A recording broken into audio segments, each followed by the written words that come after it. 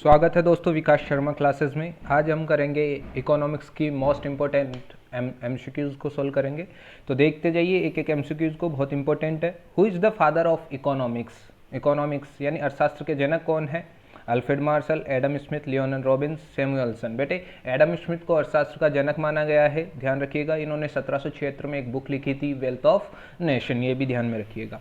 Economics is a positive science बोलोगे, normative science बोलोगे, none या बोथ? बेटे इकोनॉमिक्स को पॉजिटिव और नॉर्मेटिव दोनों प्रकार का क्या बताया गया है? साइंस बताया गया है, याद रखिएगा ये भी। The relationship between price and demand, ये भी जानते हो कि इन्वर्स रिलेशनशिप होता है प्राइस और डिमांड में।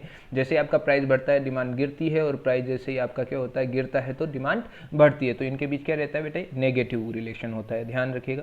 Question number 4, law of demand shows relationship between price and quantity demanded. बेटे नेगेटिव रहता है क्योंकि इन्वर्स रिलेशन शो करता है, वही सेम क्वेश्चन है, तो ये भी आपका आसान है।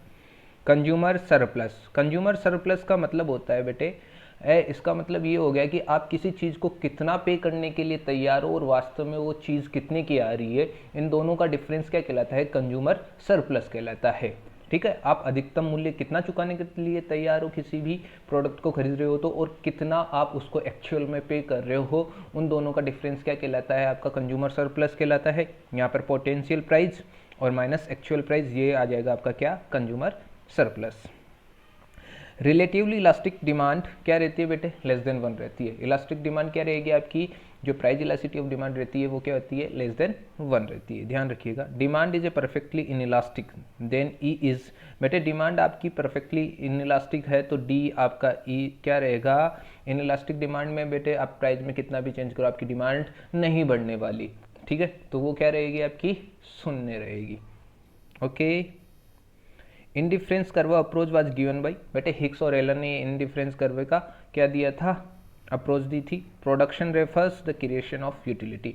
बेटे प्रोडक्शन का मतलब क्या होता है? किसी मतलब उपयोगिता का सर्जन करना, उपयोगिता का सर्जन करना। उत्पादन क्या होता है बेटे? उपयोगिता का सर्जन करना, मतलब क्रिएशन ऑफ यूटिलिटी को ही अपन बोलते हैं प्रोडक्शन।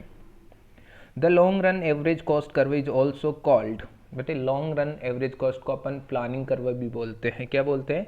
प्लानिंग कर्व, यानी योजना वक्र भी बोलते हैं, लिफाफा वक्र भी बोलते हैं, ठीक है। तो आप प्लानिंग कर्व को ध्यान में रखिएगा। The main characteristic of monopoly market structure is, बेटे मेन करेक्टरिस्टिक्स क्या है मोनोपोली मार्केट का? मोनो का मतलब होता है अकेला और पोली का मतलब होता है विक्रेता, यानी अकेला विक्रेता, यानी सिंगल सेलर को अपन ने क्या बोला है? मोनोपोली मार्केट का क्या माना गया है? मेन करेक्टरिस्टिक्स माना गया है, ध्यान रखिएगा। इन एब्सेंस ऑफ कंपटीशन, अगर आपके बेटे in his absence of competition, competition किस में नहीं रहेगा? जहां अकेला विक्रेता रहेगा वहां कंपटीशन नहीं है, तो मोनोपोली में क्या नहीं रहेगा बेटे? कंपटीशन नहीं रहेगा।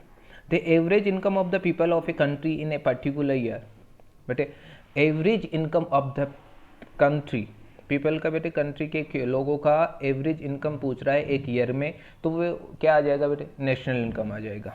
कंट्री की बात कर रहा है तो नेशनल इनकम की बात हो जाएगी यहाँ पर। अब बात करते हैं क्वेश्चन नंबर 14 और इसके बाद अपना लास्ट क्वेश्चन रहेगा 15। Is the total value of final goods and services produce by the country in certain year. अगर आप टोटल गुड्स की वैल्यू को ले लो, फाइनल गुड्स की और सर्विसेज की ले लो, तो ये आप एक साल में कितना बना रहे हो, ये बेटे जीडीपी में काउंट होता है, तो ये क्या बनती है आपकी? नेशनल इनकम, ध्यान रखिएगा।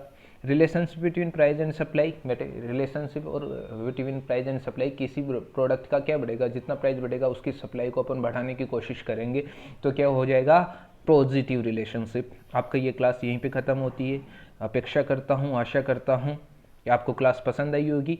आगे के एमसीक्यूज़ इसके मैं जल्द ही लेके आ रहा हूँ, सीरीज चलेगी, कम से कम 15-20 लेक्चर्स बनेंगे इसके एमसीक्यूज़ के, तो ये आपके इंपॉर्टेंट है। तो धन्यवाद आज की क्लास में समय देने के लिए, बहुत बहुत शुक्रिया।